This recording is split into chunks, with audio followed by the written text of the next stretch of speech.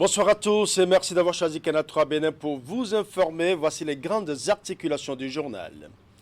Les derniers développements de l'actualité nationale au cœur d'une sortie médiatique du gouvernement. Au menu des échanges avec la presse, l'inauguration des monuments, la célébration du 1er août et la visite du président français Emmanuel Macron au Bénin.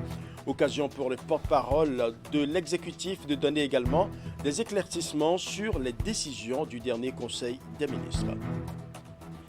Nous parlerons également dans ce journal de la troisième session ordinaire du Conseil communal de Sémékodi au titre de l'année 2022.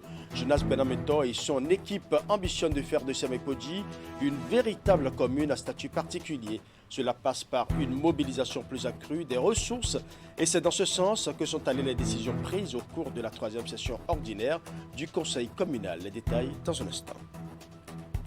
25 ans d'information au service de la nation, le quotidien Le Matinal célèbre cette année ses noces d'argent et les festivités démarrent en octobre prochain pour finir en décembre 2022.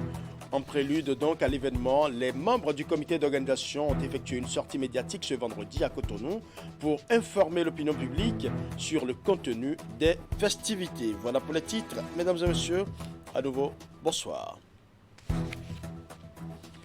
Rencontre ce vendredi entre la presse et le gouvernement. Les derniers développements de l'actualité nationale sont au cœur de cette sortie médiatique.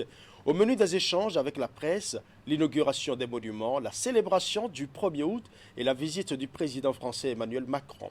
Occasion pour le porte-parole de l'exécutif de donner des éclaircissements sur les décisions du dernier Conseil des ministres. Les détails avec William Cliquant. La veille, le 31. À bâton rompu avec le secrétaire général adjoint du gouvernement et porte-parole, l'actualité combien houleuse au Bénin par 7 ans a été passée en revue. Il explique l'annonce au sortir du dernier Conseil des ministres du recrutement d'aspirants au métier d'enseignant au primaire comme un fait inscrit dans la dynamique enclenchée par le gouvernement. Fidèle à sa logique de rigueur, le gouvernement a fait le point de la base de données des aspirants au métier d'enseignant pour observer que sur les 4400 et plus que nous allons déployer, il y a une moitié qui a un profil professionnel, mais il y a une autre moitié qui est titulaire du baccalauréat et le gouvernement décide de procéder à un renforcement de leurs capacités, de leurs compétences avant même de les déployer. Ce qui suggère que le souci de mettre à la disposition de nos enfants des enseignants qualifiés, rompus à la tâche, habite le gouvernement afin que les nouveaux AME qui vont être déployés, autant que les nouveaux directeurs d'école, ne manquent pas d'expérience une fois qu'ils sont en situation de classe. À cette rencontre, Wilfried Léandre Rungweji revient sur l'actualité de la visite de travail d'Emmanuel Macron au Bénin. Il ne lie pas cet agenda diplomatique à la libération d'anciens détenus dans le cadre de la présidentielle de 2021. De souvenirs, j'ai noté que par 2 ou 3 fois déjà par le passé, la justice béninoise a procédé à l'élargissement de certaines personnes interpellées dans le cadre des actes posés à l'occasion ou dans le voisinage de la présidentielle de 2021. L'agenda de la justice a fait que une nouvelle vague de libération intervienne pendant que notre hôte était là, mais je peux vous dire qu'il n'y a pas de lien à établir entre cette présence du président français et cette libération. Autrement, on aurait peut-être attendu des visites par le passé pour procéder aux autres libérations. Quand je dis on, je parle de la justice béninoise. Il en adviendra sans doute encore d'autres. Sur la préoccupation des hommes des médias, soucieux de connaître le coût global des monuments inaugurés, le secrétaire général adjoint ne donne pas de montant précis et s'explique. En ce qu'ils apportent d'attraction au pays, de renaissance, de réappropriation de son histoire, ils sont inquantifiables pour moi. Mais si je vous dis aujourd'hui qu'ils ont coûté à eux trois 500 millions de francs CFA, certains diraient, oh, peut-être qu'ils ont fait des pacotilles. Si je vous dis qu'ils ont coûté 10 milliards, d'autres diraient, ils y ont mis toute une fortune. Ce qui compte, c'est la présence de ces monuments, c'est ce qu'ils apportent désormais à notre pays. Cette conférence de presse s'est tenue en début de temps de pause des membres du gouvernement, observée depuis ce jeudi et qui court jusqu'au 28 août prochain. Et en ce qui concerne la liste électorale informatisée, le processus d'impression démarre le 19 août prochain.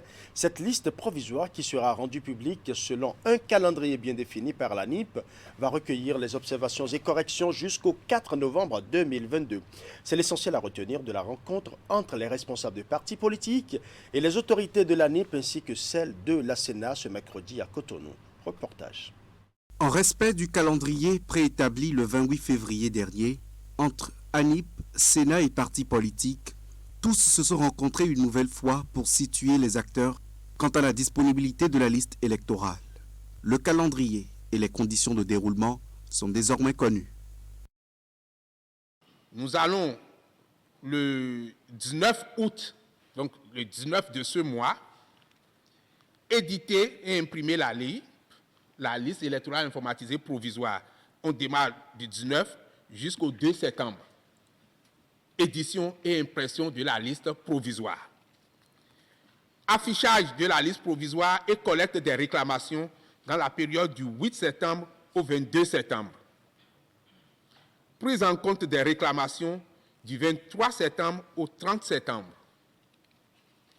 Publication et affichage de la liste électorale informatisée 21 octobre au 4 novembre. Transmission de la liste électorale informatisée à la Sénat le 7 novembre 2022. Aujourd'hui, avec la réforme qu'il y a eu, et notamment l'avènement de l'ANIP et de la LEI, la seule manière pour la Sénat de s'assurer que quelqu'un qui veut candidater est électeur, c'est de nous apporter le certificat qui prouve qu'il est inscrit sur le registre qui a été extrait de la base de données hydrographiques. Et ça, ce n'est que ou le certificat individuel ou la carte biométrique, étant donné qu'il n'y a plus de carte d'électeur. Maintenant, quant au vote, le jour du scrutin, avec quoi il faut voter, dans la loi, le terme qui est utilisé, c'est la pièce d'identification. Donc, c'est une pièce sur laquelle on aura votre image, votre nom, prénom, qui soit conforme à ce qui est sur la base de données extraites du fichier national, qui est la liste électorale. L'Agence nationale d'identification des personnes a rassuré les responsables des formations politiques sur la technique de gestion des tentatives d'inscription multiples. Le gestionnaire mandataire a aussi évoqué les différentes innovations technologiques introduites pour la fiabilité du registre national des personnes physiques, d'où sera extraite la liste électorale. Les représentants des partis ont soulevé leurs inquiétudes qui ont été éclairées au cours des échanges. Que fréquemment nous ferons le point aux parties prenantes qui sont les nôtres. Alors à présent, à Grand Popo, dans le département du Mono, pour faire un zoom sur le projet Globe lancé vendredi dernier par l'Association nationale des communes du Bénin en partenariat avec l'Association des villes et communes flamandes. Un lancement couplé avec un atelier de formation des communes pilotes sur le genre et le développement. C'est un reportage signé Geoffroy Vincent. L'Association nationale des communes du Bénin, ANCB, et l'Association des villes et communes flamandes, VVSG, font un nouveau pas fructueux dans le sens de leur partenariat. À travers cet atelier, ils lancent un nouveau projet. Il s'agit du projet Bonne gouvernance locale, Globe. Sa durée est de 2022 à 2026. C'est un projet qui s'engage en faveur d'une bonne politique locale, durable et cohérente pour les politiques locales durables. Au total, 16 communes seront accompagnées, à savoir Abanizon, Boyikon, Dobo, Lalo, Wenhi, Peonko, Niki, Kuyogbe, Toviklen, Tukuntuna, Materi, Zakota, Perere, Porte-Nouveau, Bembereke et Kove. C'est le lieu d'exprimer ma reconnaissance aux responsables de l'Association des villes et communes flamandes pour leur soutien et leur confiance sans cesse renouvelée. Le lancement de ce projet est couplé avec un atelier de formation des communes pilotes sur le genre et le développement. Y prennent part les points focaux et les coordonnateurs des communes bénéficiaires du projet Globe. Grâce au programme Globe, la VVSG a permis à l'ANCB d'affirmer son engagement pour la promotion du genre au Bénin et pour l'appui aux communes dans cette même dynamique. Je salue donc l'initiative de l'ANCB pour le renforcement des points focaux genre qui se tient ce jour, car leur mission auprès des autorités communales est primordiale, si tant est que la commune veut faire du genre un outil de développement local. Une fois leur capacité renforcée, ils ou elles pourront jouer pleinement leur rôle. Mon souhait est que les points focaux ici présents puissent tirer le meilleur de cette formation et que les autorités communales puissent leur offrir les opportunités de mettre en pratique les notions apprises afin que la commune puisse sortir gagnante de ce processus. Il faut souligner que la mise en œuvre de ce projet va permettre de corriger l'un des reproches faits au processus de décentralisation au Bénin, la faible prise en compte du genre dans les politiques publiques locales. Merci à toi Geoffroy Besson pour ce reportage. C'est une voix que certainement nous n'entendrons plus jamais, à part les archives que tu nous as laissées. Repose en paix, chers collègues. Parlons à présent de la troisième session ordinaire du Conseil communal de Sémékodi au titre de l'année 2022. Jonas Benametor et son équipe ambitionnent de faire de Sémékodi une véritable commune à statut particulier. Cela passe par une mobilisation plus accrue des ressources. Et c'est dans ce sens que sont allées les décisions prises au cours de la troisième session ordinaire du Conseil communal. Reportage. Au cœur de cette troisième session ordinaire du Conseil communal de Sémékodi, qui aura duré 3 jours, le renforcement des capacités de mobilisation des ressources financières.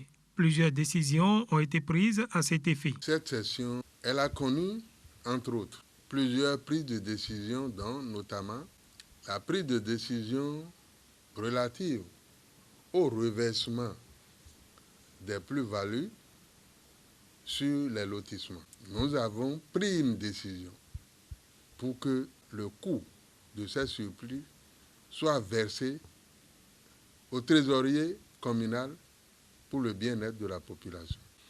Nous avons par ailleurs décidé de faire en sorte que désormais les stationnements défectueux, les stationnements hors réglementation soient reprimés par une grille qui correspond au gabarit de chacun des moyens de transport.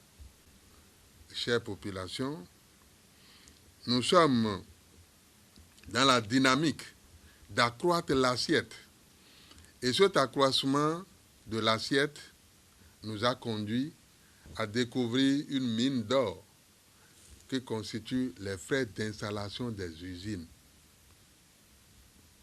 Auparavant, les usines qui s'installent tous les jours dans la commune de Sémékodi ne payaient aucun frais d'installation.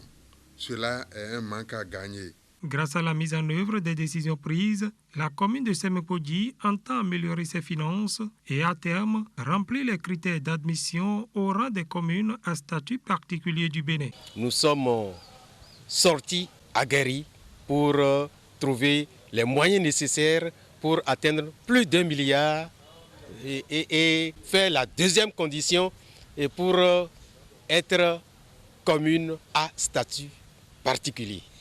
L'équipe actuelle de Benametor, avec tous les conseillers, sont à pied d'œuvre pour ériger la commune de Sémékodi à une commune à statut particulier.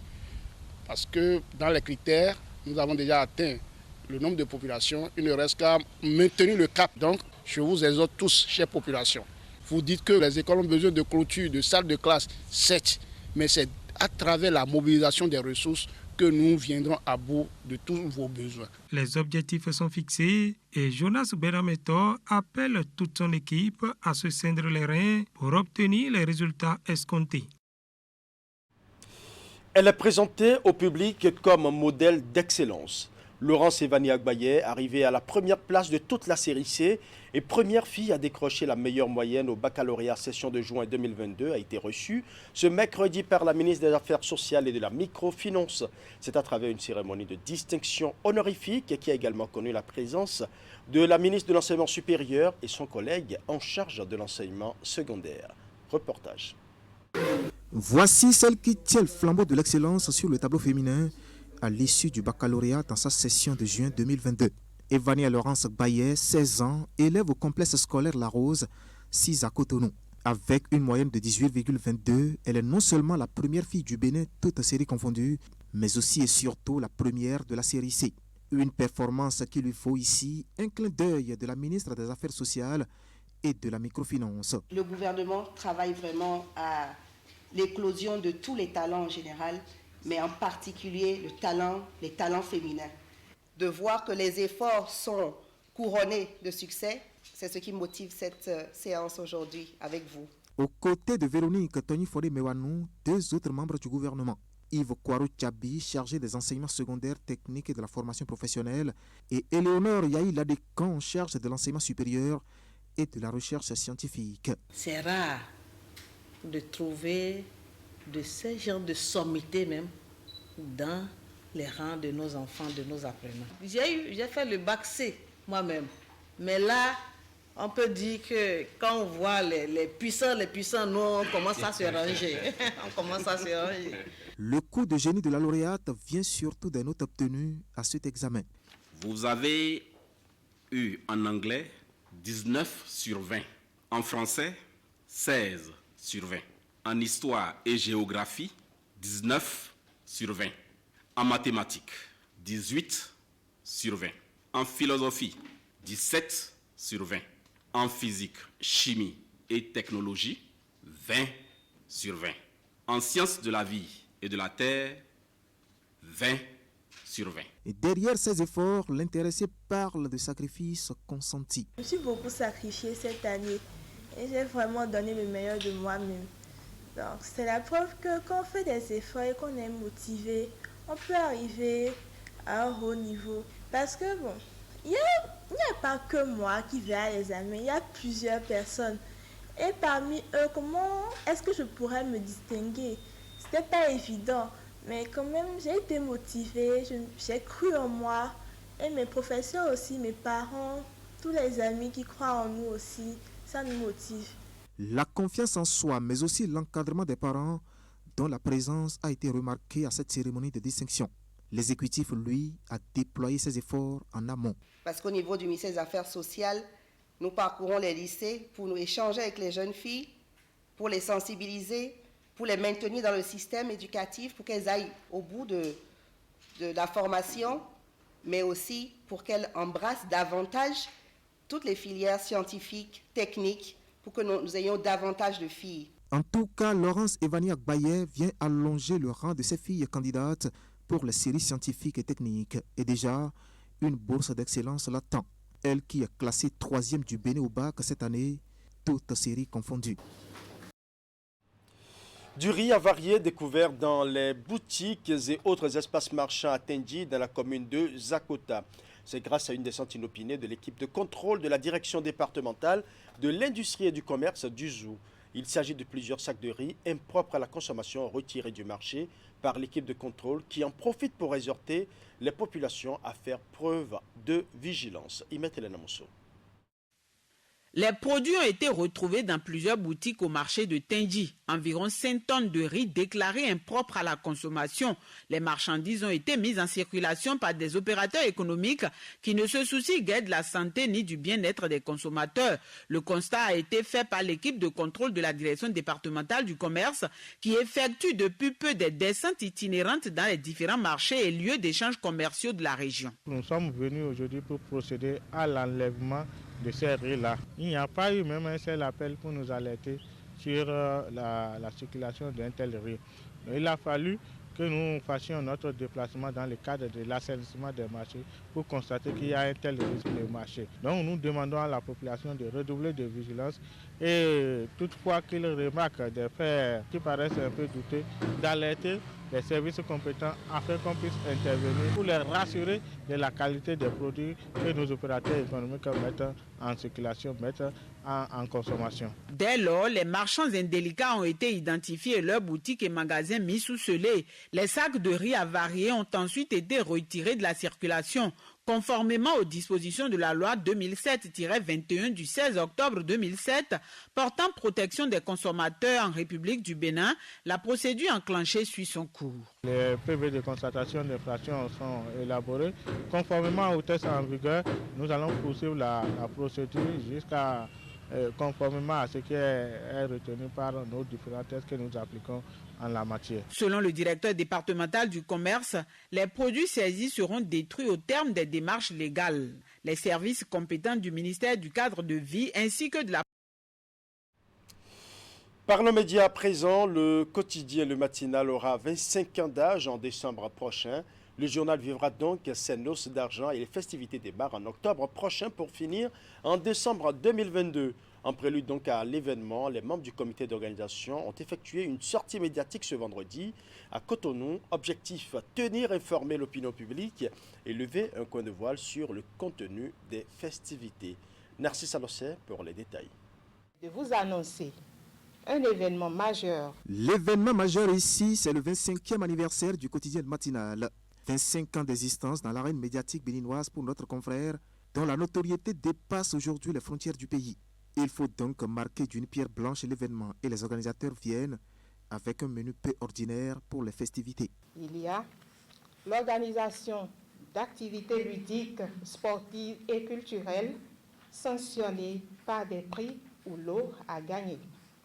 L'édition d'un magazine spécial, l'organisation de journées portes ouvertes, la causerie débat sur la situation des médias au Bénin. L'agenda prévoit aussi l'organisation d'œuvres caritatives et d'un dîner de gala au cours duquel des acteurs seront distingués. Toujours dans le cadre de cette commémoration, le Matinal a réussi un coup d'éclat numérique avec une migration vers un nouveau domaine du site web. www.lematinal.bj, c'est un nouveau site qui respecte les normes requises dans la matière. Les standards internationaux sont respectés et plusieurs avantages sont proposés aussi bien aux journalistes que nous sommes qu'à nos partenaires. Pas que nous n'étions pas en mesure d'assurer la continuité de l'action sur l'ancienne plateforme, non, mais conformément aux exigences de la haute autorité de l'audiovisuel et de la communication. L'autre bonne nouvelle de cet anniversaire, c'est la reprise des programmes de la radio Océan FM qui fait partie du groupe de presse Le Matinal. Près de 9 mois après l'incendie dont elle a été la cible, avec des flammes qui ont tout emporté ici, cette station fonctionne à nouveau et même avec une révolution numérique. Nous allons lancer dans quelques jours l'application mobile de la radio Océan FM Bénin qui pourra donc permettre à tous les auditeurs, où que vous soyez, peu importe votre position d'écoute, de nous écouter, et ceci confortablement. Cette application permettra aussi à tout utilisateur d'avoir accès à tous les canaux digitaux de la radio. Il y a aussi une innovation nommée Radiovision. Alors, quand on parle de Radiovision, certains se demanderont de quoi il s'agit. En fait, c'est émettre, si je peux le dire ainsi, mais ceci visuellement.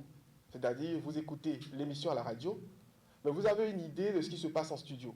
Donc c'est comme une télé, mais au niveau de la radio. Donc c'est une façon de vous dire qu'avec les smartphones, les Android, les tablettes, les Smart TV, vous avez la possibilité de suivre les émissions de la radio. Les noces d'argent du quotidien Matinal s'annoncent donc alléchantes. D'ailleurs, les festivités s'étaleront sur 3 mois, durée au cours de laquelle personnel et partenaires seront célébrés pour accroître leur visibilité.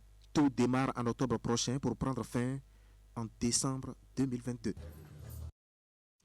Ainsi se referme ce journal que je vous remercie d'avoir suivi. Tout le plaisir était pour moi de rester en votre compagnie. Bon début de week-end à toutes et à tous.